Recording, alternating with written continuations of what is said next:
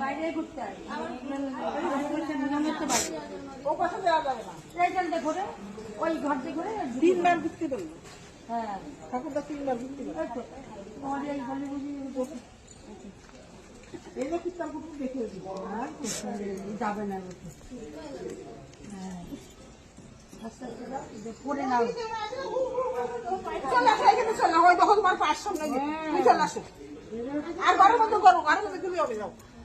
এই পাড়ায় পুরো একটা কাম করো। আবার তিনবার করে আসো, তিনবার করে আসো, একবার ঘরে ঢুকে যাও। হ্যাঁ, এই পাশে আর করছে। তিনবার করে আসো, ঘরে ঢুকে যাও। মৌসুমি মা